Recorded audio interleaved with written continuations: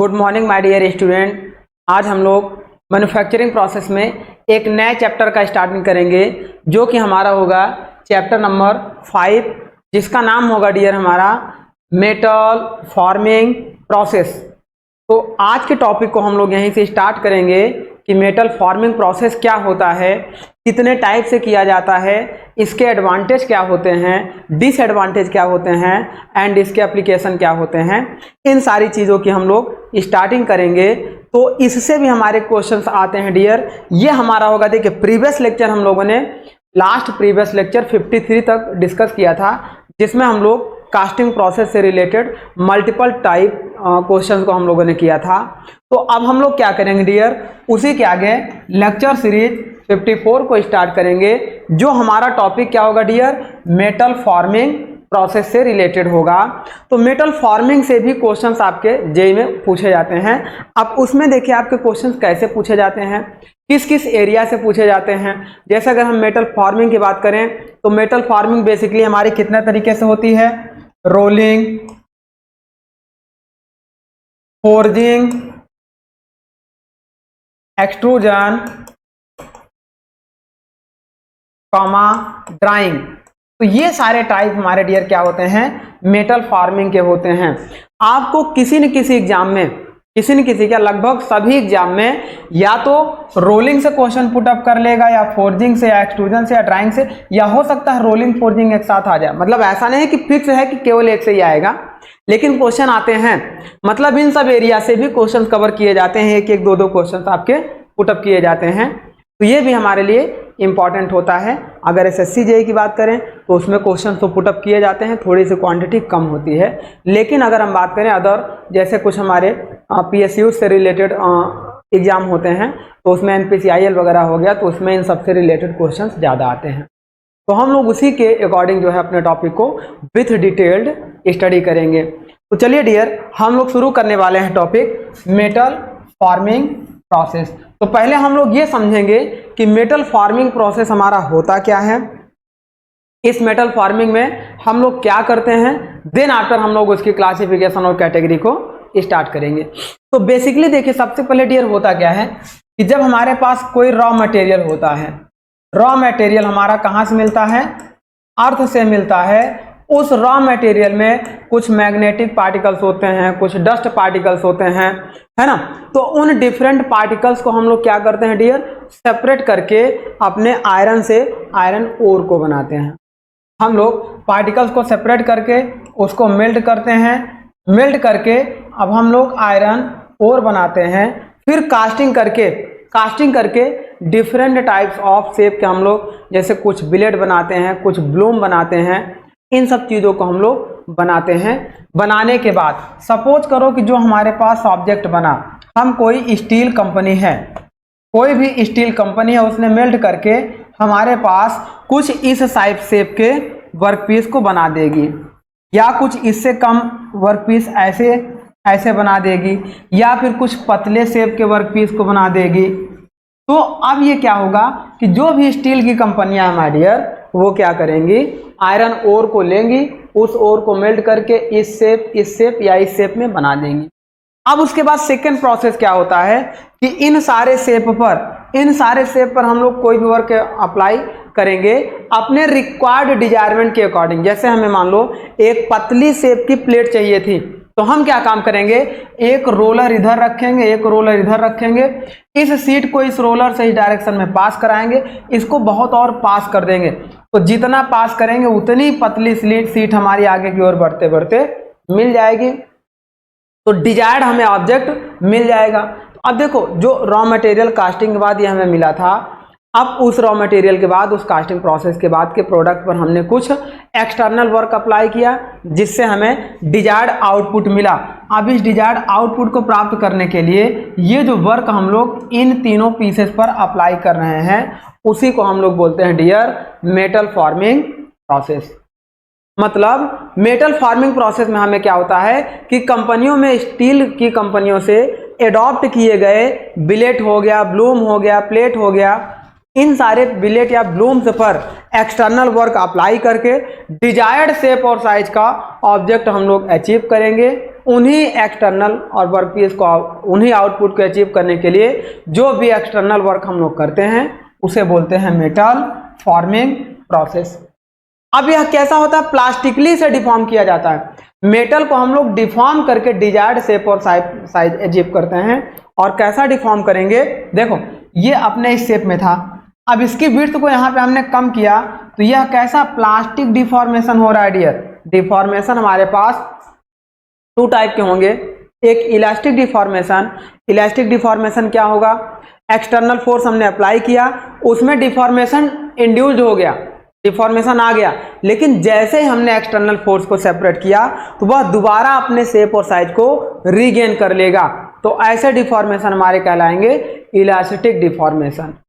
तो अब किसी भी शेप में, हमें मेटल में कोई भी शेप अचीव करना है, अगर उसमें प्लास्टिक डिफॉर्मेशन है तो हम कोई शेप अचीव नहीं कर पाएंगे।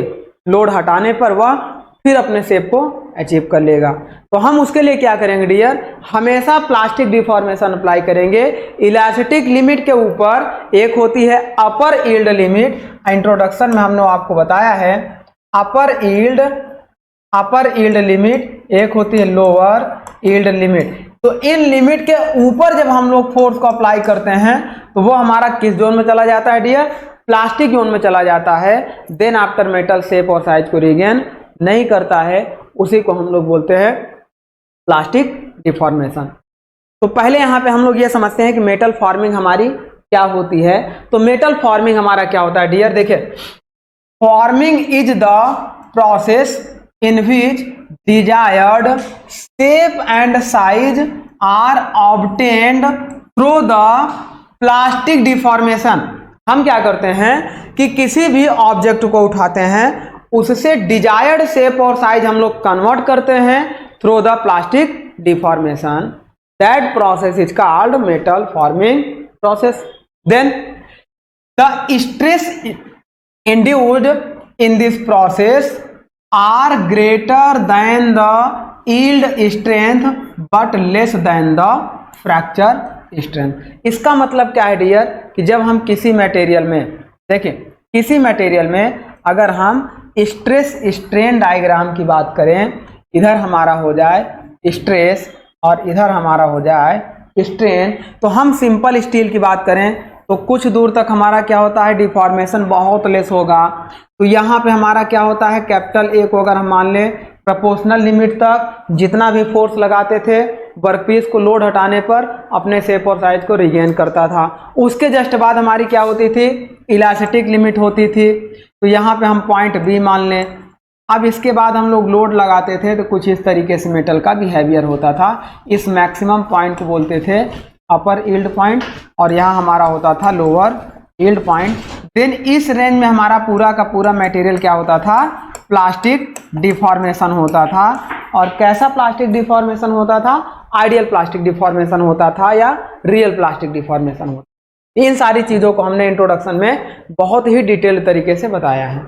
तो यहाँ पे देखो कि जब हम लोग यील्ड पॉइंट तक लोड लगाएंगे, लोड को हटा लेंगे तो वह अपने शेप को रिगेन करेगा, लेकिन कंप्लीटली रिगेन नहीं कर पाएगा, बट रिगेन कर लेगा। मान लो ये बिलेट था, अब इसको हमें इस शेप में कन्वर्ट करना था। अब हमने जैसे इस शेप को किया, जब अगर ये अपर यील्ड पॉइंट तक है तो यह लोड हटाने के बाद फर्दर इस शेप में आ जाएगा। मतलब देखो अपने शेप को अचीव करने की कोशिश किया लेकिन पूरी तरीके से नहीं कर पाया। हमें डिजायर्ड ये चाहिए था तो ये हमारे लिए ना यूजफुल हुआ, तो हमारे किसी काम का नहीं होगा। तो अब हम क्या करेंगे, अपर यील्ड के पॉइंट के ऊपर लोड लगाएंगे जिससे मेटल किस डिफॉर्मेशन में आ जाए, प्लास्टिक डिफॉर्मेशन में आ जाए। तो इसीलिए कहा गया है कि the stress induced in this process are greater than yield point, यानी कि जो यील्ड स्ट्रेंथ है, इस यील्ड स्ट्रेंथ से upper yield and lower yield strength से एबव स्ट्रेस की वैल्यू को बढ़ाएंगे। लेकिन ये प्लास्टिक डिफॉर्मेशन के बाद देन यहाँ स्ट्रेन हार्डनिंग होगी। फिर अगर ब्रिटल मेटल है तो यहाँ पे फ्रैक्चर हो जा रहा है, और अगर डक्टाइल मेटल है तो यहाँ नीकिंग होगा, नीकिंग के बाद ये फ्रैक्चर। तो फ्रैक्चर के पहले तक लोड की वैल्यू या स्ट्रेस की वैल्यू को हम लोग इंक्रीज करेंगे। देन आफ्टर हमारा ये प्रोसेस कहलाएगा मेटल फॉर्मिंग प्रोसेस।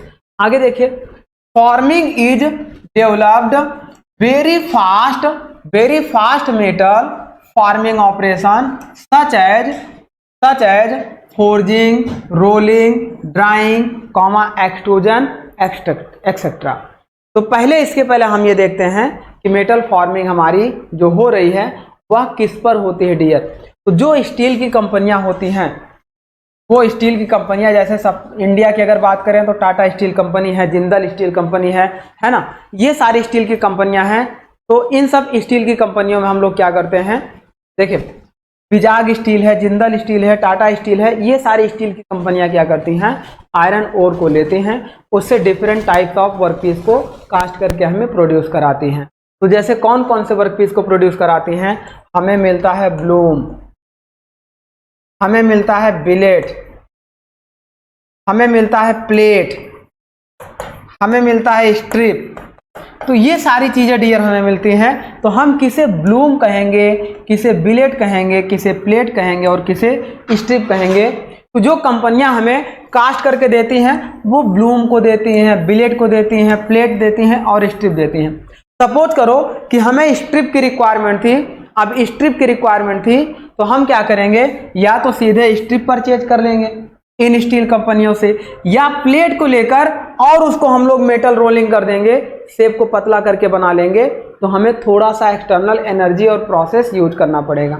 लेकिन अगर इस स्ट्रिप को अचीव करने के लिए हमने बिलेट खरीद लिया या ब्लूम परचेज कर लिया, तो अब हमें बहुत ज़्यादा मैकेनिकल प्रोसेस इस पर अप्लाई करना होगा अपने स्ट्रिप को अचीव करने के लिए। तो इस चीज़ को हमें बहुत ही केयरफुली रखना होगा कि हमें रिक्वायर्ड क्या है और हम डिजायर्ड क्या कर रहे हैं। तो ये हमारा होता है। तो चलिए आइए सबसे पहले आपको ये बता देते हैं कि ब्लूम क्या होता है, बिलेट क्या होता है। एक डायग्राम से आपको समझाने की कोशिश करते हैं डियर, एक डायग्राम से आपको समझाने की कोशिश करते हैं कि ब्लूम आपका क्या होता है, बिलेट आपके क्या होते हैं। देखिए इस तरीके से जब कोई भी कास्टिंग होती है,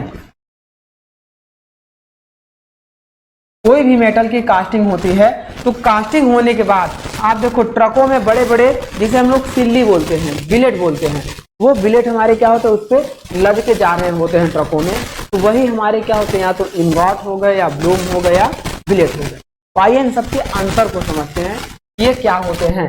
जैसे देखिए कि अगर हम बात करेंगे इनगॉट की, ब्लूम की, बिलेट की एंड स्लैब की, आप समझिए कि इनगॉट आपका क्या होगा, it is the first solid form of steel after casting which is produced.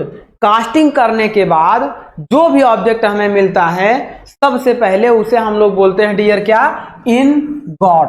अब इस इनगॉट से हम लोग क्या करते हैं, डिफरेंट शेप और डिफरेंट साइज के वर्कपीस को अलग अलग टुकड़ों में सेपरेट करते हैं। तो उन साइज के अकॉर्डिंग इनको हम लोग बोलते हैं ब्लूम, बिलेट एंड स्लैब। अब ब्लूम की अगर हम डायमेंशन की बात करेंगे तो it is the product of first breakdown of the ingot has square cross section और रेक्टेंगल क्रॉस सेक्शन। या तो यह स्क्वायर क्रॉस सेक्शन में होगा या तो यह रेक्टेंगल क्रॉस सेक्शन में होगा। इसे हम लोग बोलते हैं ब्लूम। जो हमारा कास्टिंग के बाद ये जो इनगॉट मिला है, इस तरीके से देखो हमारे पास इनगॉट होते हैं। ये आप देख रहे हो कि आपका कैसा है, स्क्वायर क्रॉस सेक्शन, और इसकी क्या है, लेंथ है। अब इस लेंथ से हम क्या करेंगे डियर, अपने डिजायर्ड, मान लो इस गुटके को इतने में काट दिया, इतने से सेपरेट करके अलग कर दिया। देखो यहां से लेके यहां तक कंप्लीट ये जो है, ये हमारा कहलाएगा डियर, ये हमारा कहलाएगा इनगॉट। लेकिन अगर इसे हम सेपरेट कर दें तो ये सेपरेट करने के बाद जो पहला सेपरेट होगा ये हमारे क्या कहलाएंगे, ब्लूम। ये पहला सेपरेट जब हम लोग करेंगे तो इसे हम लोग कहेंगे ब्लूम। अब इसके बाद नेक्स्ट बात करते हैं बिलेट की। तो बिलेट हमारे क्या होगा डियर, ब्लूम के ही शेप के जैसा बिलेट होता है, बस उसकी लंबाई ज्यादा होती है और चौड़ाई कम होती है। विड्थ आपकी कम रखेंगे, लेंथ आपकी ज्यादा हो जाएगी। इसे हम लोग बोलते हैं ब्लूम। जैसे देखें यहाँ पे, it hot rolled from the Bloom. अब हम ब्लूम को ही हम लोग रोलिंग प्रोसेस से उसके शेप और साइज को थोड़ा सा चेंज करते हैं, तो उसकी विड्थ कम हो जाएगी, लेंथ बढ़ जाएगी। जैसे in hot rolled from a bloom and is square, लगभग साइज आपके जैसे 1.5 inches on a side of larger is called bloom billet. जैसे देखिए ये आपको जो दिखाई दे रहा है, ये आपका देखिए ये हमने क्या कर दिया है, एक ब्लूम, दो ब्लूम, तीन ब्लूम। आप यहाँ पे देखिए इस तरीके से आपको ये ब्लूम दिखाई दे रहे हैं, ये आपको एक ब्लूम दिखाई दे रहा है मेटल के, ये आपके एक ब्लूम दिखाई दे रहे हैं। तो इस तरीके से सारे डियर हमारे क्या होंगे, ब्लूम होंगे। लेकिन इस पे जब रोलिंग प्रोसेस अप्लाई करेंगे तो इस तरीके से देखो, इससे हम लोग सेम इसी के शेप का बिलेट बना लेते हैं। तो ये हमारे क्या होंगे, जैसे ये ब्लूम है वैसे ही बिलेट बनेगा, लेकिन ब्लूम से हम लोग बिलेट को बनाते हैं। हम लोग इनगॉट से भी बिलेट को बना सकते हैं, लेकिन इनगॉट से बिलेट बनाएंगे तो ज़्यादा हमें प्रोसेस अप्लाई करना होगा, ज़्यादा एनर्जी वेस्ट करना होगा। तो इनगॉट से हम लोग क्या बनाएंगे, ब्लूम बनाएंगे। देखो इनगॉट से हम लोग क्या बनाएंगे, ब्लूम बनाएंगे, और ब्लूम से हम लोग क्या बनाएंगे, बिलेट बनाएंगे। अब स्लैब बनाना होगा तो हम बिलेट को चाहें तो फार्मिंग करके स्लैब बना सकते हैं। देखिए दी हॉट रोल्ड इनगॉट और ब्लूम रेक्टेंगुलर क्रॉस सेक्शन लगभग 10 इंचेस। इसकी क्या होती है, स्लैब की विड्थ आपकी लार्जर होती है, विड्थ आपकी लार्जर होती है, और थिकनेस आपकी क्या होती है, स्मॉल होती है। थिकनेस आपकी क्या होती है, स्मॉल होती है। इसे हम लोग बोलते हैं स्लैब। इसका शेप कैसा दिखाई देता है डियर, इसका शेप कुछ इस तरीके से दिखाई देता है। ये स्लैब आपका होता है। ये आपकी इसकी क्या हो जाएगी, देखो ये थिकनेस हो गई, ये इसकी देखो ये विड्थ हो गई, ये थिकनेस हो गई, थिकनेस टी हो गई, और ये आपका लेंथ हो गई। तो इस तरीके के इसे हम लोग बोलते हैं स्लैब। अब हम लोग क्या करते हैं डियर, कंपनियों से, जितनी भी स्टील कंपनियां हैं हमारी, है ना, अब स्टील कंपनियों का जो भारत में बड़ी बड़ी कंपनी है, जैसे हमारी हो गई टाटा स्टील कंपनी, हमारी हो गई जिंदल स्टील कंपनी, हो गई जिंदल स्टील कंपनी, हो गई, है ना, और इसी तरीके से विजाग स्टील कंपनी हो गई,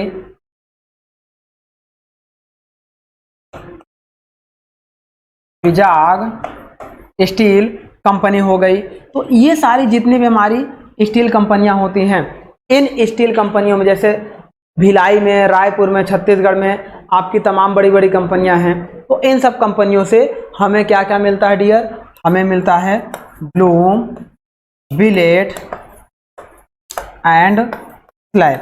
अब इसको हम लोग लेते हैं, इसका एक स्टैंडर्ड साइज होता है, देन उसे हम लोग कन्वर्ट कर लेते हैं। अब एक स्टैंडर्ड साइज देखो, ऐसा नहीं कि एग्जाम में आएगा, ये जरूरी नहीं कि एग्जाम में आएगा, लेकिन आपको पता होना चाहिए कि जैसे मान लो कि बात करें कि प्लेट आपका क्या होता है, सीट आपका क्या होता है, और स्ट्रिप आपके क्या होते हैं। प्लेट, सीट एंड स्ट्रिप क्या होते हैं, देखो एक आपको इस तरीके का साइज आपको दिखाई दे रहा है। अब इस साइज को आप प्लेट कहोगे, स्ट्रिप कहोगे या सीट कहोगे। तो ये डियर हमें डिफाइन होता है इनकी थिकनेस और इनकी विड्थ के अकॉर्डिंग, इनको हम लोग डिफाइन करते हैं, इनके नामकरण को। अब कंपनियां हमें क्या देती हैं, ब्लूम, बिलेट एंड स्लैब देती हैं, तो उससे हम लोग मेटल फार्मिंग ऑपरेशन करके प्लेट, सीट और स्ट्रिप कन्वर्ट कर लेते हैं। यही ऑपरेशन हमारा कहलाता है मेटल फार्मिंग प्रोसेस। तो इसमें देखिए जो हम लोग प्लेट की बात कर रहे हैं, तो प्लेट का एक स्टैंडर्ड साइज क्या होता है dear, plate is the product with thickness is greater than 5 mm, thickness is greater than 5 mm, comma sheet is the product with thickness is less than 5 mm and strip is a product with thickness is less than 5 mm। तो strip और seat की thickness, strip और seat की thickness 5 mm से कम होगी। ये जो thickness आप देख रहे हो, ये थिकनेस 5 mm से लेस होगा, ये भी लेस होगा, और ये आपका क्या होगा 5 mm टू ग्रेटर होगा। तो इस तरीके के हम लोग बोलते हैं 5 mm से कम थिकनेस को स्ट्रिप या सीट बोलते हैं, और 5 mm से ग्रेटर थिकनेस को प्लेट बोलते हैं। नेक्स्ट पॉइंट देखिए, अब स्ट्रिप आपका तब यह कहलाएगा, देखो अगर ये, अब आपको एक चीज समझ में आ रहा होगा कि सर आपने कहा कि सीट और स्ट्रिप में आपने अंतर तो दिखाया ही नहीं कि दोनों की थिकनेस 5 mm से कम रखी जाएगी। तो इसमें डिफरेंस कहाँ होगा डियर, अगर वो सीट है तो उसकी जो विड्थ है वह ग्रेटर देन 600 mm होगी, और अगर वह स्ट्रिप है तो उसकी विड्थ आपकी लेस देन 600 mm होगी। विड्थ का मतलब इसकी बात हो रही है। तो अगर वह डियर हमारी क्या होगी, शीट होगी, तो उसकी थिकनेस, शीट मतलब बड़ी बड़ी चौड़ाई की शीटें आपकी होती है, स्ट्रिप मतलब पतली पतली पट्टियां होती हैं, पतली पतली पट्टियां होती हैं, उसे स्ट्रिप बोलते हैं। तो वो हमारी होती है, स्ट्रिप की चौड़ाई कम होगी और शीट की चौड़ाई ज्यादा होती है। तो ये डिफरेंस हमारा था dear plate, strip and sheet के बारे में। तो ये हमारा हो गया। चलिए अब इस पे हम लोग क्या करते हैं, अपने टॉपिक पे आ जाते हैं। अब हम अपने टॉपिक पे मेटल फॉर्मिंग पे आ जाते हैं। तो बेसिकली मेटल फार्मिंग हमने क्या बताया, जो कंपनियां हमें लूम, बिलेट और स्लैब कास्ट करके देती हैं, उसी पे हम लोग एक्सटर्नल वर्क अप्लाई करके डिजायर्ड शेप और साइज में कन्वर्ट कर लेते हैं due to plastic deformation. That process is called metal forming. एक चीज और देखिएगा, metal forming process, metal forming process. अब मेटल फॉर्मिंग प्रोसेस की बात कर रहे थे, तो मटेरियल आपका कैसा डिफॉर्म होगा, प्लास्टिकली डिफॉर्म होगा। ये मेटल आपका डिफॉर्म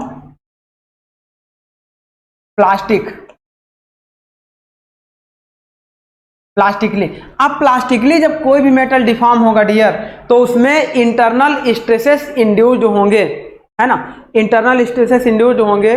कुछ एडवांटेज भी आएंगे, सरफेस फिनिश भी हमारी बढ़ेगी, उसकी थिकनेस घटेगी तो विड्थ आपकी बढ़ेगी, तो ये सारे हमारे होंगे। अब देखो, जब मेटल आपका डिफॉर्म होगा, तो मेटल डिफॉर्म आपका कब होगा, तो मेटल आपका डिफॉर्म होगा, उसमें आपने एक टर्मिनोलॉजी पढ़ा है, हमने आपको बताया था रिक्रिस्टलाइजेशन टेम्परेचर।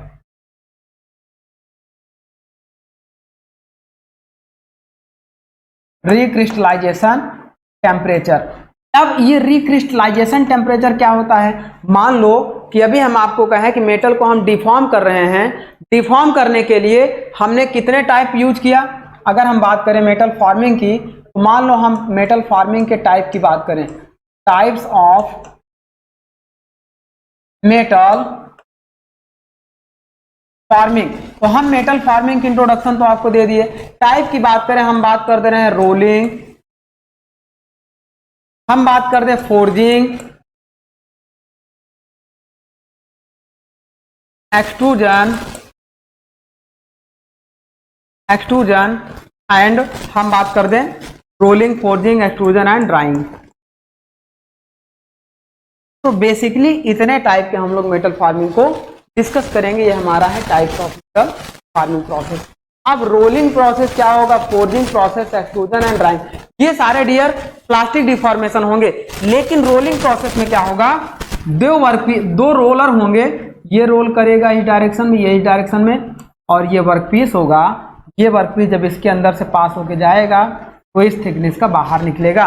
तो वर्कपीस की थिकनेस को रिड्यूस करने के लिए रोलिंग प्रोसेस को यूज करते हैं। इसमें दो रोल्स के बीच में, दो सिलेंड्रिकल रोल्स आपको दिखाई देंगे, दो सिलेंड्रिकल रोल्स के बीच में इस तरीके से इस वर्कपीस को हम लोग पास कराते हैं। अब ये वर्कपीस हमारा क्या होगा, इस थिकनेस का वर्कपीस इस थिकनेस के वर्कपीस में मिल जाएगा। अगर इसकी हम थिकनेस मान लें इनिशियल और इसकी हम थिकनेस मान लें टी एफ फाइनल, तो रोलिंग में T F is always less than T I होगा। इसी प्रोसेस को रोलिंग प्रोसेस कहते हैं डियर। इसमें दो सिलेंड्रिकल रोल्स के बीच में वर्कपीस को गुजारते हैं। देन रोल्स आपके क्या होंगे, इसमें देखो रोल्स कौन कौन से फोर्स लगाएंगे, एक तो आपका कंप्रेसिव फोर्स लगेगा। सिंपल सा रोलिंग की अगर हम डेफिनेशन की बात करें, चलो यहाँ पे देखो सिंपल सा, अभी हम लोग आगे बात करेंगे सारी चीजों को, हम सिंपल से रोलिंग के डेफिनेशन की पहले एक इंट्रोडक्शन तो हो जाए, एक इंट्रोडक्शन तो हो जाए, ये दिमाग में हम लोगों के इमेज बन जाए कि मेटल फार्मिंग होता क्या है। तो यहाँ देखो, जब हम रोलिंग प्रोसेस की बात कर रहे थे, तो rolling process it is the process in which metal pass between two cylindrical rolls। Metal को हम लोग पास करेंगे दो सिलेंड्रिकल रोल्स के through, between two cylindrical rolls, अब दो सिलेंड्रिकल रोल्स के बीच से मेटल पास हमारा होगा बाय अप्लाइंग द, यही इंपॉर्टेंट पॉइंट होता है, अप्लाइंग द, कौन सा फोर्स हम लोग अप्लाई करेंगे इस रोलर से, देखो पहला तो कंप्रेसिव फोर्स अप्लाई करेंगे तभी इसके सरफेस को क्या करेगा, कम करेगा थिकनेस को, और दूसरा यहाँ पे शियर फोर्स अप्लाई करेंगे, टेंसाइल फोर्स अप्लाई नहीं करते हैं, जो फोर्स अप्लाई करेंगे वही स्ट्रेस वहां इंड्यूस होगा। By applying the compressive force and shear force by the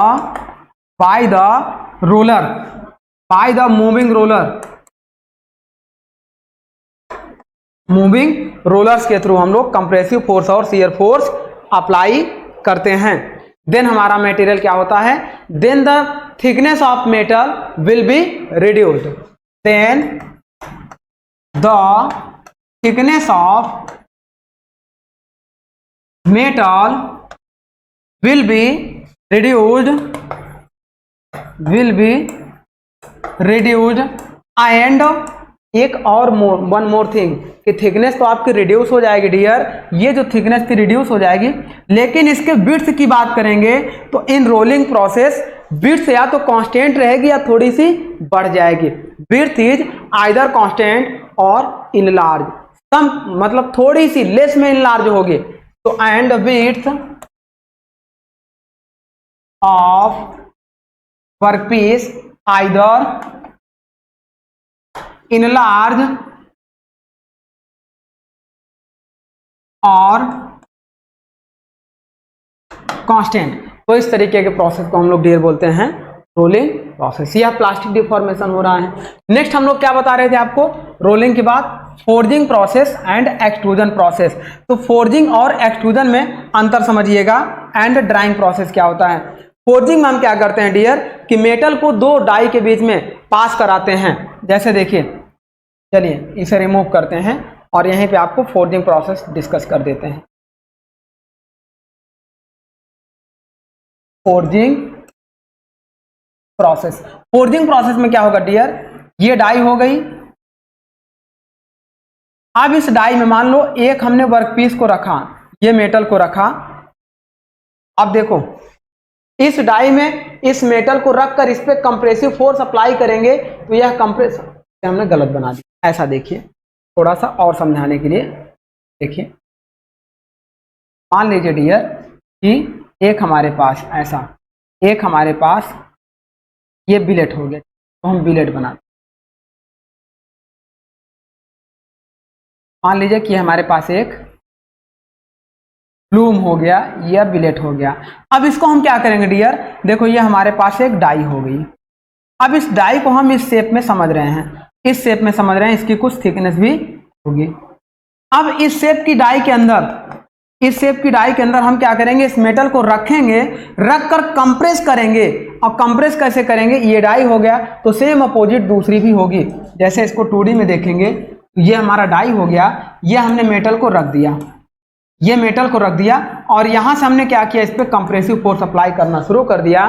then after some time यह मेटल इस डाई के शेप में कन्वर्ट हो जाएगा। इसी प्रोसेस को डियर हम लोग बोलते हैं मेटल फोर्जिंग ऑपरेशन। जो हमारी क्या बनती हैं, जैसे हम लोग कनेक्टिंग रॉड, क्रैंकशाफ्ट वगैरह बनाते हैं, वो सब फोर्जिंग प्रोसेस से बनाते हैं, फोर्जिंग प्रोसेस से बनाते हैं। तो ये हमारा होता है फोर्जिंग प्रोसेस। नेक्स्ट आपको बात कर रहे हैं, फोर्जिंग प्रोसेस में हम लोग कंप्रेसिव फोर्स अप्लाई करते हैं, मेटल आपका डाई के शेप को कन्वर्ट कर लेता है या अचीव कर लेता है। अब नेक्स्ट आपका डिस्कस कर दे रहे हैं, देखिए ये हमारा हो गया forging and extrusion. Extrusion process क्या होता है डियर, जब हम लोग देखिए, हम लोग क्या करते हैं, मटेरियल को डाई से ही पास कराते हैं। ये हमारा मान लो ब्लूम था, अब इस ब्लूम को हमने क्या किया डियर, ये हमारे पास डाई थी, लेकिन अब की बार इस डाई में थोड़ी सी ओपनिंग कर देंगे,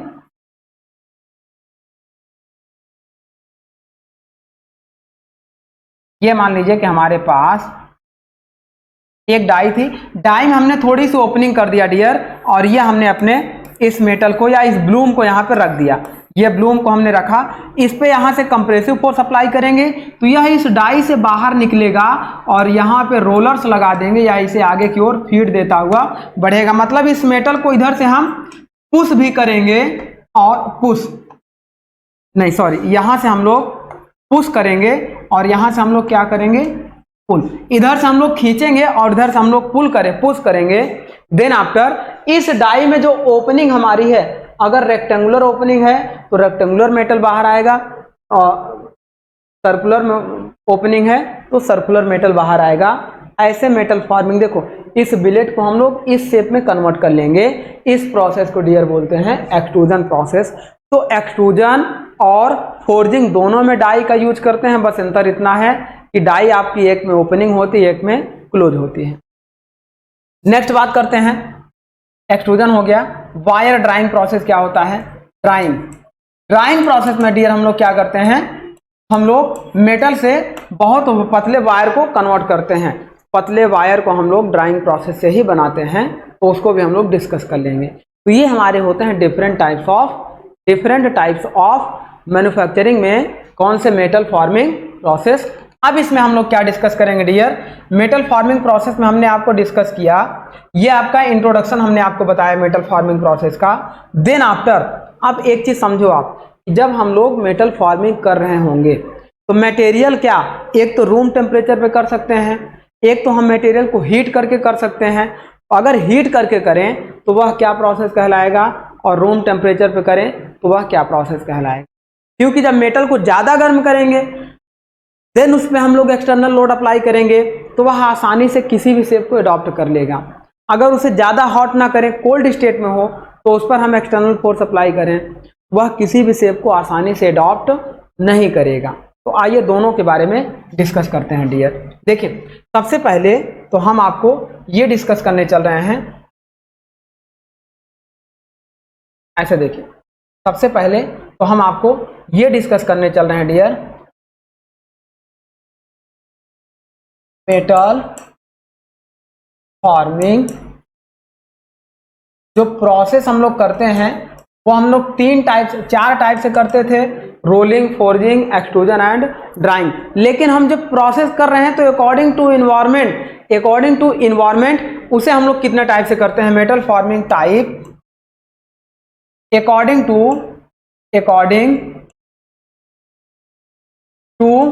टेम्परेचर वेरिएंट। तो इसे हम लोग तीन तरीके से करते हैं डियर। इसे हम लोग करते हैं cold working, hot working and warm working. अब इन सब का मतलब क्या होता है डियर, इन सब का मतलब ये होता है कि जब भी हम मेटल को एक शेप से दूसरे शेप में कन्वर्ट कर रहे हैं तो उस पर हम लोग क्या कर रहे हैं, मेटल के टेम्परेचर के अकॉर्डिंग इसको क्लासिफाई कर रहे हैं। तो सबसे पहले किसी भी मेटल का एक मेल्टिंग टेम्परेचर होता है। इसको समझने से पहले आप ये समझिए कि किसी भी मेटल का एक मेल्टिंग टेम्परेचर होता है, इसे हम लोग Tm से रिप्रेजेंट करते हैं। तो Tm is the melting temperature of workpiece. Then suppose करो कि अगर हम स्टील की बात करें, तो लगभग 1539 या 1540 डिग्री सेंटीग्रेड इसका मान लो मेल्टिंग टेम्परेचर है। तो अब हम क्या करेंगे डियर, इस मेल्टिंग टेम्परेचर से बिलो कहां तक बात करेंगे, कितने बिलो, इसे हम लोग 1539 पे अगर गर्म करके रोलिंग करेंगे तो वह क्या हो जाएगा, पिघल जाएगा, तो हमारे किसी काम का नहीं होगा। और एकदम रूम टेम्परेचर पे करेंगे तो बहुत ज़्यादा फोर्स की रिक्वायरमेंट होगी। तो हम लोग क्या करेंगे, इसे गर्म करेंगे। और कहाँ तक गर्म करेंगे, एक हमारे पास फिनोमिना होगा रिक्रिस्टलाइजेशन टेम्परेचर, एक हमारे पास फिनोमिना होगा रिक्रिस्टलाइजेशन टेम्परेचर। रिक्रिस्टलाइजेशन टेम्परेचर क्या होता है डियर, तो देखो जब हम किसी मेटल को हॉट करना शुरू करते हैं, मान लो कि ये मेटल का एक शेप था, मान लो ये एक मेटल का शेप था, इसके अंदर मॉलिक्यूल्स कुछ इस तरीके से बने हुए थे। अब जब हम लोग क्या करेंगे डियर, इसके टेम्परेचर को बढ़ाना शुरू करेंगे, टेम्परेचर को बढ़ाना शुरू करेंगे तो इन मॉलिक्यूल्स के बीच में आपस में लैटिस वाइब्रेशन बढ़ेगा, हमेशा लैटिस वाइब्रेशन। एक चीज तो आप ये समझो कि लैटिस वाइब्रेशन होता क्या है। तो जब हम देखो लैटिस वाइब्रेशन का मतलब मॉलिक्यूल की randomness molecular momentum energy is called lattice vibration, जिसके कारण उस मॉलिक्यूल का टेम्परेचर हमें पता चलता है। Lattice vibration is molecular momentum randomness molecular momentum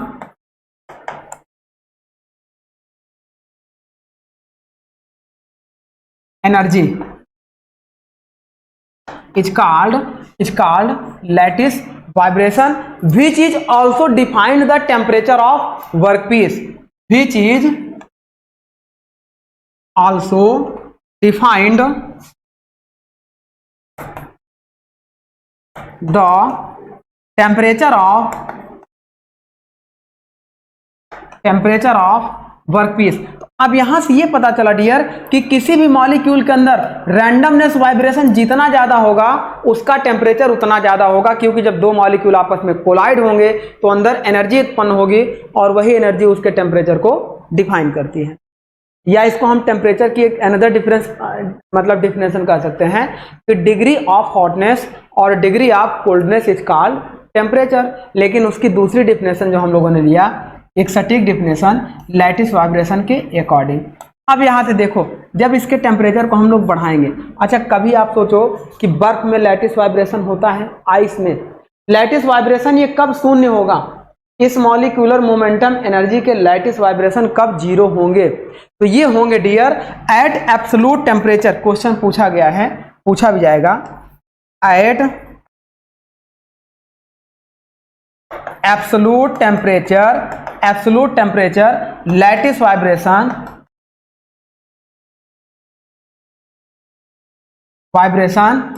will zero. Absolute temperature का मतलब -273 डिग्री सेंटीग्रेड और 0 केल्विन।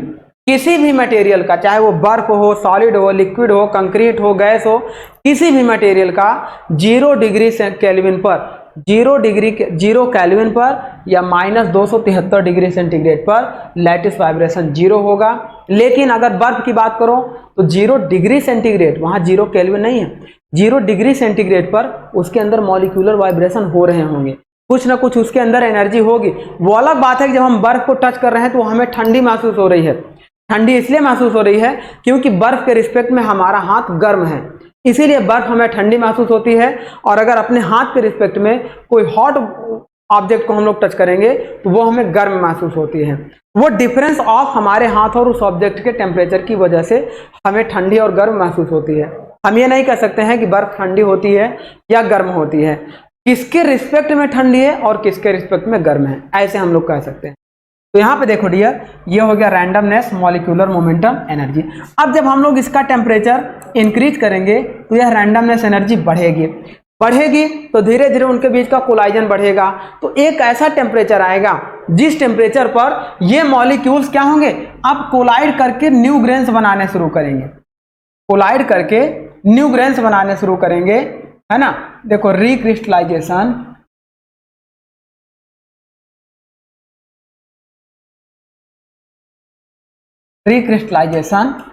टेम्परेचर की बात कर रहे हैं। एट दिस टेम्परेचर जब वर्कपीस का टेम्परेचर हम लोग बढ़ाते जाएंगे तो एक ऐसा टेम्परेचर आएगा जिस पर वर्कपीस के मॉलिक्यूल्स न्यू ग्रेन्स में कन्वर्ट होना शुरू हो जाते हैं। Eight this temperature the molecular grains the molecule convert into new grains।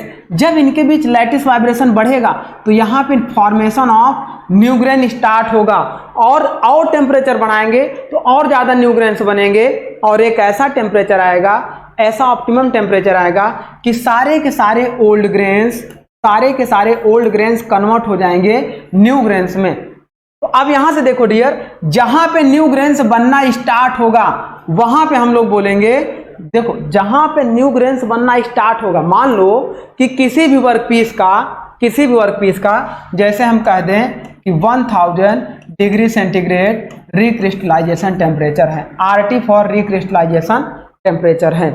अब अगर हम आपसे पूछें कि क्या 1000 डिग्री सेंटीग्रेड पर ही इसके नए ग्रेन्स बनने शुरू होंगे या 1000 डिग्री सेंटीग्रेड पर इसके सारे पुराने ग्रेन्स नए ग्रेन्स में कन्वर्ट हो जाएंगे, तो बड़ा ही डिफिकल्ट आंसर हो जाएगा। तो अब यहाँ पे देखो डियर, कोई भी मॉलिक्यूल्स अचानक से टेम्परेचर बढ़ने से वो न्यू ग्रेन्स में सारे मॉलिक्यूल्स कन्वर्ट नहीं होंगे, धीरे धीरे मॉलिक्यूल्स न्यू ग्रेन्स में कन्वर्ट होते हैं। तो एक हमारे पास होता है लोअर रिक्रिस्टलाइजेशन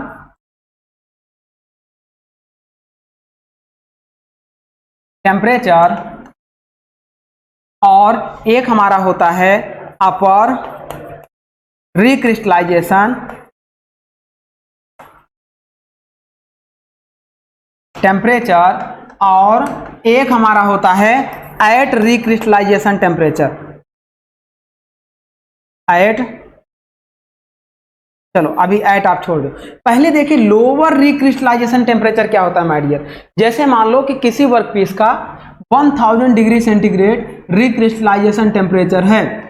अब यहां पे देखो लोअर रिक्रिस्टलाइजेशन टेम्परेचर वह टेम्परेचर होगा जिस पर डियर क्या होगा कि मॉलिक्यूल्स के जैसे ही टेम्परेचर बढ़ाएंगे तो उनके formation of new grains will be start at this temperature.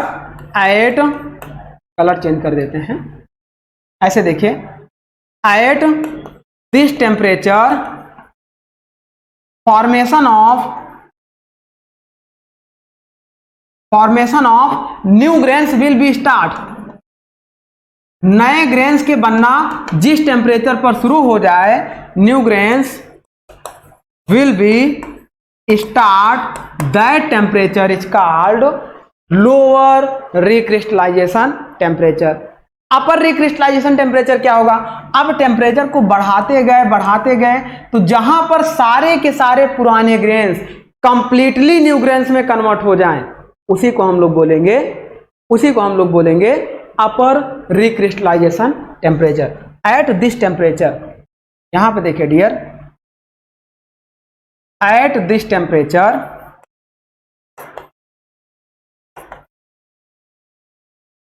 Temperature देखो हमारे क्या होंगे, all old grains converted into new grains. देखो all grains converted into new grains,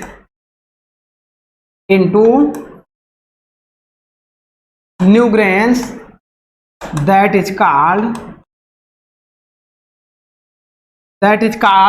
कौन सा, अपर रिक्रिस्टलाइजेशन टेम्परेचर। तो आई थिंक यहां से आपको डियर ये पता चल गया होगा कि रिक्रिस्टलाइजेशन टेम्परेचर क्या होता है, लोअर रिक्रिस्टलाइजेशन और अपर रिक्रिस्टलाइजेशन टेम्परेचर क्या होता है।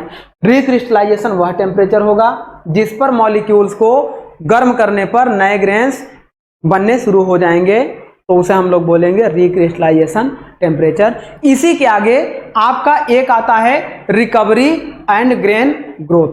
रिकवरी क्या होता है और ग्रेन ग्रोथ क्या होता है ये देख लीजिए। इसके बाद एक टर्म आता है रिकवरी क्या होता है डियर, अब ये मॉलिक्यूल्स जब सारे मॉलिक्यूल्स नए ग्रेन्स में कन्वर्ट हो गए थे, अब उनका शेप कन्वर्ट हो चुका होगा, हो सकता है उनका साइज कन्वर्ट हो चुका होगा, ऑब्वियसली ये चेंज हो चुका है। अब और जब टेम्परेचर हम लोग बढ़ाएंगे तो वो अपने क्या करेंगे, शेप और साइज को रीगेन करेंगे। उसे जब हम टेम्परेचर को और बढ़ाएंगे तो वो मॉलिक्यूल्स क्या करेंगे, अपने शेप और साइज को रीगेन करेंगे। Regain its shape is called recovery. अब रिकवरी टेम्परेचर और रिक्रिस्टलाइजेशन के एबव हमने टेम्परेचर बढ़ाया तो वहां पर मॉलिक्यूल्स क्या करेंगे, रिकवरी करेंगे। अब उसके भी ऊपर अगर हम टेम्परेचर को बढ़ाएंगे माय डियर, तो वो क्या होंगे, जो मॉलिक्यूल्स अपने रिकवरी कर लिए थे, मान लो ये सारे मॉलिक्यूल्स थे, अब और अगर हम टेम्परेचर बढ़ाएंगे, मान लो 1000 डिग्री सेंटीग्रेड उसका रिक्रिस्टलाइजेशन टेम्परेचर था, हमने देख लिया कि 723 डिग्री सेंटीग्रेड उसका लोअर रिक्रिस्टलाइजेशन टेम्परेचर था, और हम मान लेते हैं 1150 या 1100 डिग्री सेंटीग्रेड उसका upper lower recrystallization temperature and upper recrystallization temperature. अब 1100 से ऊपर मान लो 1150 डिग्री सेंटीग्रेड तक हमने बढ़ाया तो वह क्या करेगा, रिकवरी करेगा। अब अगर 1150 के ऊपर लगभग हम चले गए डियर 1200 डिग्री सेंटीग्रेड तक, तो अब ये क्या है कि इसके जो मॉलिक्यूल्स हैं ये हॉट होकर अपने साइज को बढ़ाना शुरू करेंगे। जब हम डियर रिक्रिस्टलाइजेशन टेम्परेचर के ऊपर वर्कपीस को टेम्परेचर देंगे तो वहां पर रिकवरी स्टार्ट होगी। आफ्टर रिकवरी टेम्परेचर को और इंक्रीज करेंगे तो वहां पर उस मॉलिक्यूल्स में जो ग्रेन्स हैं उनके ग्रेन के साइज क्या होंगे डियर, बढ़ने शुरू होंगे। तो जब ग्रेन के साइज बढ़ने शुरू होंगे तो उसी को हम लोग बोलते हैं डियर ग्रेन ग्रोथ। ये हमारे कहलाते हैं ग्रेन ग्रोथ। तो यहां से आपको ये पता चला कि ग्रेन ग्रोथ क्या होते हैं, रिकवरी क्या होती है, रिक्रिस्टलाइजेशन क्या होता है। अब आइए अपने टॉपिक की बात करते हैं। टॉपिक का मतलब ये है कि जब हम मेटल फॉर्मिंग कर रहे थे तो 4 तरीके से हमने बताया, rolling, forging, extrusion and drawing. अब हम बात कर रहे थे types of metal forming on the basis of temperature के अकॉर्डिंग। जब हम लोग उस पर वर्किंग कर रहे हैं तो उसके अकॉर्डिंग हम लोग बताए थे, एक होगा आपका डियर कोल्ड वर्किंग, एक होगा हॉट वर्किंग और एक होगा वार्म वर्किंग। तो अब ये कोल्ड वर्किंग क्या होगा, हॉट वर्किंग क्या होगा और वार्म वर्किंग क्या होगा, ये सारी वर्किंग डियर डिपेंड करेंगी रिक्रिस्टलाइजेशन टेम्परेचर के अकॉर्डिंग। अब देखो, ऐसा मेटल फॉर्मिंग प्रोसेस जिसमें वर्कपीस को रिक्रिस्टलाइजेशन टेम्परेचर के बिलो टेम्परेचर पे हम लोग क्या करें, शेप एंड साइज को चेंज करें, तो उस प्रोसेस को डियर हम लोग बोलते हैं कोल्ड वर्किंग प्रोसेस। और ऐसा टेम्परेचर जिसपे हम वर्कपीस को रिक्रिस्टलाइजेशन टेम्परेचर के एबव वर्किंग करें तो उसे हम लोग बोलेंगे हॉट वर्किंग प्रोसेस। और अगर हम रिक्रिस्टलाइजेशन टेम्परेचर पर वर्किंग करें तो उसे हम लोग बोलेंगे वार्म वर्किंग। यहाँ से आपको एक स्मॉल इंट्रोडक्शन मिला होगा डियर कि हमारा कोल्ड वर्किंग क्या है। अब ऐसा नहीं है आपसे कभी कोई क्वेश्चन पूछे कि क्या कोल्ड वर्किंग ठंडा करके हम करते हैं, रूम टेम्परेचर पर ही करते हैं, तो रूम टेम्परेचर पर तो करेंगे, लेकिन अगर आपसे पूछ ले कि कोई वर्कपीस का, मान लो वर्कपीस का मेल्टिंग टेम्परेचर 1500 डिग्री सेंटीग्रेड है, अगर उसे हम 400 डिग्री सेंटीग्रेड पर गर्म करके इस पर हम मैकेनिकल वर्क अप्लाई करें तो ये आपका कोल्ड वर्किंग कहलाएगा कि हॉट वर्किंग कहलाएगा या वार्म वर्किंग कहलाएगा। आप सोचोगे कि अरे सर इसको तो हमने रूम टेम्परेचर से ज़्यादा गर्म किया है, तो ये हमारा क्या कहलाना चाहिए, हॉट वर्किंग कहलाना चाहिए, क्योंकि वर्कपीस को हमने हॉट कर दिया है। तो ऐसा नहीं है डियर, हमें ये चेक करना होगा कि 1500 डिग्री सेंटीग्रेड इसका मेल्टिंग टेम्परेचर है, तो इस मेल्टिंग टेम्परेचर पे हमारा क्या होगा, इसका रिक्रिस्टलाइजेशन टेम्परेचर कितना होगा। तो मेल्टिंग टेम्परेचर का 1/3 से 1/5 या 1/3 से 1/6 अबाउट आपका होता है रिक्रिस्टलाइजेशन टेम्परेचर। तो यहाँ सबसे पहले एक इंपॉर्टेंट टर्मिनोलॉजी हमने लिखी है डियर कि अब देखो, जब हम लोग क्या करते हैं, सपोज करो कि किसी भी वर्कपीस का मेल्टिंग टेम्परेचर, देखो हम ये मानते हैं रिक्रिस्टलाइजेशन टेम्परेचर 1/3 टू 1/3 से, मतलब 1/3 के अप्रॉक्स अगर हम लोग माने 1/3, या हम लोग सिंपल सा मानते हैं कि किसी भी वर्कपीस का रिक्रिस्टलाइजेशन टेम्परेचर 0.4 TM से 0.6 TM के बीच में है। 0.4 TM का मतलब जितना उस वर्कपीस का मेल्टिंग टेम्परेचर होगा उसमें 0.4 का मल्टीप्लाई कर देंगे तो उस वर्कपीस का रिक्रिस्टलाइजेशन टेम्परेचर मिल जाएगा। सपोज करो कि किसी वर्कपीस का, जैसे एक एग्जांपल हमने लिया कि 1500 डिग्री सेंटीग्रेड उसका क्या था, 1500 डिग्री सेंटीग्रेड उसका मेल्टिंग टेम्परेचर था। तो इस 1500 डिग्री सेंटीग्रेड में 0.4 का मल्टीप्लाई कर देंगे तो ये लगभग 600 डिग्री सेंटीग्रेड आपका क्या आ जाएगा, इसका रिक्रिस्टलाइजेशन टेम्परेचर आ जाएगा। अब इसका जो लोअर रिक्रिस्टलाइजेशन और अपर रिक्रिस्टलाइजेशन जो वैल्यू होती है, तो यहां देखो लोअर ये हो गया, अगर 0.4 की बजाय इसमें हम 1500 में 0.6 का मल्टीप्लाई कर दें तो ये लगभग 900 डिग्री सेंटीग्रेड आ जाएगा। तो इसका मतलब 600 से 900 डिग्री सेंटीग्रेड के बीच में यह वर्कपीस रिक्रिस्टलाइजेशन जोन में होगा। 600 डिग्री सेंटीग्रेड के पहले और 900 डिग्री सेंटीग्रेड के बाद यह रिक्रिस्टलाइजेशन जोन में नहीं होगा। इसका मतलब 600 डिग्री सेंटीग्रेड पर 600 जैसे ही हम 601 डिग्री सेंटीग्रेड पहुंचेंगे तो उसमें न्यू ग्रेन्स का फॉर्मेशन स्टार्ट हो जाएगा, और जैसे ही हम 900 डिग्री सेंटीग्रेड तक पहुंच गए तो उसके सारे के सारे ओल्ड ग्रेन्स न्यू ग्रेन्स में कन्वर्ट हो चुके होंगे। तो 900 डिग्री सेंटीग्रेड के बाद वह रिकवरी जोन में जाएगा, देन वह ग्रेन ग्रोथ जोन में। तो ये हमारा होता है डियर रिक्रिस्टलाइजेशन टेम्परेचर। अब इसके अकॉर्डिंग देखिए क्या होता है कि जब हम कोल्ड वर्किंग करते हैं तो कोल्ड वर्किंग तभी कहलाएगा डियर जब उस वर्कपीस का टेम्परेचर मेल्टिंग टेम्परेचर से 0.4 टाइम से लेस हो। मतलब 0.4 TM से लेस टेम्परेचर पर अगर हम उस पर वर्किंग करें वो कहलाता है cold working, where TM is the melting temperature of workpiece. And अगर हम उसी वर्कपीस को 0.6 TM से ऊपर टेम्परेचर पे गर्म करें, लेकिन मेल्टिंग टेम्परेचर के बिलो, ये भी नहीं कि हम मेल्टिंग पे पहुंच गए, 0.6 TM का मतलब ये 900 डिग्री सेंटीग्रेड जैसे हो गया मान लो। तो 900 डिग्री सेंटीग्रेड के ऊपर अगर हम लोग इस पे वर्किंग करें तो वो हमारा कहलाएगा हॉट वर्किंग प्रोसेस। और अगर हम 0.4 से 0.6 TM के बीच में वर्किंग करेंगे डियर तो ये हमारा कहलाएगा वार्म वर्किंग प्रोसेस। तो ये हमारे तीन प्रोसेस होते हैं, cold working, hot working and warm working process, जिसे हम लोग मेटल फॉर्मिंग में अप्लाई करते हैं।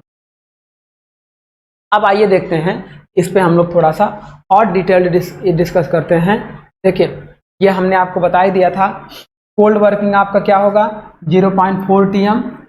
तो इसका मतलब अब आपसे अगर कोई क्वेश्चन पूछा जाए, अब अगर आपसे पूछा जाए क्वेश्चन आपका दिया जाए, if the melting point of workpiece is 1600 degree centigrade and workpiece heated workpiece को हम लोग हीट करेंगे at 500 degree centigrade, then mechanical process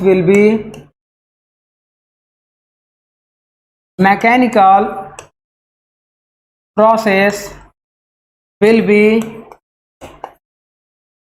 apply, then the process is called, then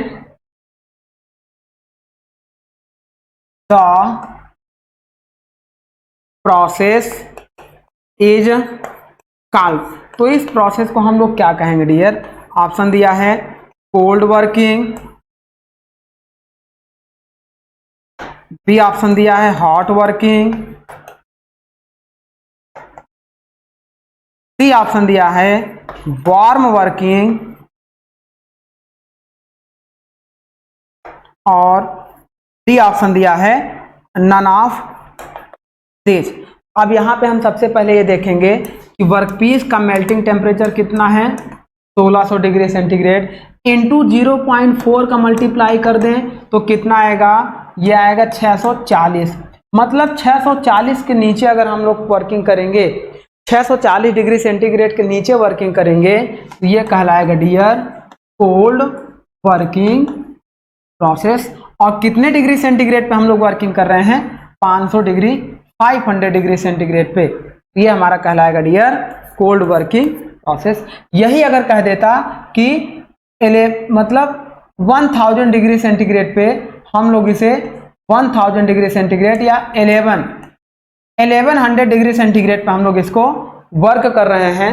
तो यह क्या होता है इसके अकॉर्डिंग, तो इसका आंसर ऐसे निकालते हैं, मेल्टिंग टेम्परेचर आपका 1600 डिग्री सेंटीग्रेड इंटू अपर वाली लिमिट को मल्टीप्लाई कर दीजिए 0.6, तो ये हमारा कितना हो जाएगा 960 डिग्री सेंटीग्रेड ये हो जाएगा। अब 960 के ऊपर वर्किंग हो रही कितना 1100 डिग्री सेंटीग्रेड पे, तो ये डियर कहलाएगा हॉट वर्किंग प्रोसेस। तो इसका आंसर हो जाएगा हॉट वर्किंग प्रोसेस। तो इस तरीके से हम लोग क्या करेंगे, कोल्ड वर्किंग और हॉट वर्किंग प्रोसेस में डिफरेंस देखेंगे। अब कोल्ड वर्किंग क्या होता है, कोल्ड वर्किंग में वर्कपीस की स्ट्रेंथ को हम लोग बढ़ा लेते हैं, लेकिन बहुत ज़्यादा मैकेनिकल एनर्जी अप्लाई करनी होती है, उसके शेप को आसानी से चेंज नहीं कर पाएंगे। लेकिन हॉट वर्किंग में आसानी से हम लोग शेप को चेंज कर लेते हैं। तो कुल मिलाकर हमारा मतलब यह है डियर कि जब हम लोग वर्किंग मोड की बात करेंगे तो कोल्ड वर्किंग और हॉट वर्किंग करेंगे, तो देखो कुछ एडवांटेज हमें कोल्ड वर्किंग में मिलेंगे, कुछ एडवांटेज हमें हॉट वर्किंग में मिलेंगे, लेकिन कुछ डिसएडवांटेज कोल्ड वर्किंग में मिलेंगे। अब उन डिसएडवांटेज को अवॉइड करना है और कुछ डिसएडवांटेज हॉट वर्किंग में मिलेंगे तो उनको भी अवॉइड करना है। तो इसीलिए हम लोगों ने क्या किया डियर, एक बीच का रास्ता चुना जिसे हम लोगों ने बोला warm working process. Warm working process हमारा क्या होगा डियर कि जब हम लोग देखो कोल्ड वर्किंग में वर्कपीस को गर्म करेंगे लगभग बिलो रिक्रिस्टलाइजेशन, तो हो सकता है उसमें इंटरनल स्ट्रेस ज़्यादा इंड्यूस्ड हो जाए, तो हम उस वर्कपीस को वार्म वर्किंग तक गर्म करेंगे, कोल्ड से थोड़ा सा और एवब गर्म करेंगे, तो उसके बाद उस पर मैकेनिकल प्रोसेस अप्लाई करेंगे। देन वो हमारा क्या होगा, डिफॉर्म होकर एक शेप से दूसरे शेप में कन्वर्ट होगा, तो उसे हम लोग बोलेंगे warm working process. Hot working में क्या होगा, रिक्रिस्टलाइजेशन टेम्परेचर के एवब हम लोग वर्कपीस को गर्म कर रहे थे, तो उसके बाद हम लोग वर्किंग कर रहे थे, तो उसमें क्या होगा डियर, मैकेनिकल प्रॉपर्टीज तो हमारी डिक्रीज होंगी, प्लास्टिक डिफॉर्मेशन होगा, स्ट्रेंथ कम हो जाएगी, तो उनको हम लोग क्या करेंगे, इंक्रीज करना चाहेंगे, तो रिक्रिस्टलाइजेशन टेम्परेचर से कुछ बिलो टेम्परेचर पे हम लोग वर्किंग करेंगे, जिसे हम लोग बोलेंगे वार्म वर्किंग प्रोसेस। तो अब हम क्या करेंगे डियर, ये हम लोग क्या करेंगे नेक्स्ट लेक्चर में, कोल्ड वर्किंग प्रोसेस क्या होता है, हॉट वर्किंग प्रोसेस क्या होता है, ये कोल्ड वर्किंग के टाइप हम लोग डिस्कस करेंगे, कोल्ड वर्किंग के एडवांटेज, कोल्ड वर्किंग के disadvantage, then after hot working के एडवांटेज, हॉट वर्किंग के डिसएडवांटेज, और एक इम्पॉर्टेंट टर्म हम लोग डिस्कस करेंगे, difference between cold working and hot working process. ये आपका हमारे टॉपिक से रिलेटेड बहुत ही इम्पॉर्टेंट टर्म होगा, क्योंकि क्वेश्चंस आपके डायरेक्ट इन्हीं सब पॉइंट से पुटअप किए जाते हैं। अगर हम मेटल फॉर्मिंग की बात करें, अभी हमारा इंट्रोडक्शन ही चल रहा है डियर, तो हम मेटल फॉर्मिंग की बात करें तो हमारा जो क्वेश्चन होता है डियर, वह इन्हीं सब सीधे टॉपिक से क्वेश्चंस आपका पुटअप किया जाता है। कैसे पुटअप किया जाएगा कि अगर हमें वर्कपीस की हार्डनेस को बढ़ानी है तो कोल्ड वर्किंग प्रोसेस करेंगे या हॉट वर्किंग प्रोसेस करेंगे, स्ट्रेंथ को इंक्रीज करनी है तो कौन सा प्रोसेस करेंगे, सरफेस फिनिश को बढ़ानी है तो कौन सा प्रोसेस करेंगे। तो ये सारे डिफरेंट प्रोसेस होंगे डियर, कई सारे तो पॉइंट्स हमने इस पे बना रखे हैं। कोल्ड वर्किंग के ये हो गए सारे पॉइंट्स, हमारे हो गए, बहुत सारे पॉइंट्स हैं, इन सब इंपॉर्टेंट पॉइंट से हम लोग क्या करेंगे, अपने प्रोसेस को सीखेंगे। और मेटल फॉर्मिंग कुछ नहीं है, एक शेप से दूसरे शेप में वर्कपीस को प्लास्टिकली डिफॉर्म करके कन्वर्ट करके रिक्वायर्ड वर्कपीस रिक्वायर्ड शेप और साइज में हम लोग अडॉप्ट करते हैं, उसी को बोलते हैं metal forming process. Billet, bloom या स्लैब को लेकर देखो इस तरीके का वर्कपीस हम लोग अडॉप्ट कर रहे हैं, ये बना रहे हैं, ये बना रहे हैं, ये बना रहे हैं, ये बना रहे हैं, ये बना रहे हैं, तो ये सारे हम लोग देखो मतलब सारे कपलर, नकल ज्वाइंट्स वगैरह, ये सब चीज़ें हम लोग जो बना रहे हैं, तो ये सब हमारे क्या होते हैं डियर, मेटल फॉर्मिंग प्रोसेस के अंतर्गत बनाए जाते हैं। इन्हीं को हम लोग अपने रिक्वायर्ड डिजायरेबल के अकॉर्डिंग मार्केट में सेल करते हैं। लेकिन मेटल फॉर्मिंग में हमें एक सबसे बड़ा एडवांटेज क्या होता है कि मैकेनिकल प्रॉपर्टीज इंप्रूव होती हैं, साथ में हम ऐसा प्रोसेस करते हैं जिसमें हमारी कॉस्ट भी रिड्यूस हो, मतलब कॉस्ट आपकी क्या होनी चाहिए, एक ऑप्टिमम होनी चाहिए, ताकि हमारा मार्केट प्राइस भी ठीक ठाक उस पर मिले। अब हम कोई प्रोडक्ट बनाए तो बहुत अच्छा यूज़फुल हुआ, लेकिन अगर उसकी कॉस्ट बहुत ज़्यादा हो जाएगी, वो हमारा मार्केट में परचेबल नहीं होगा, वो हमारे लिए क्या हो जाएगा, बेकार हो जाएगा। तो इस तरीके से हम क्या करेंगे माय डियर, ये तो हम लोगों ने आज के लेक्चर में इंट्रोडक्शन से रिलेटेड टॉपिक्स को स्टार्ट किया। नेक्स्ट लेक्चर में हम लोग क्या करेंगे dear, hot working, cold working और उनसे रिलेटेड डिफरेंस को डिस्कस करेंगे। देन आफ्टर हम लोग मेटल फार्मिंग प्रोसेस को और आगे बढ़ाएंगे। तो चलिए माय डियर, आज का टॉपिक हम लोग यहीं पे स्टॉप करेंगे। Thank you my dear.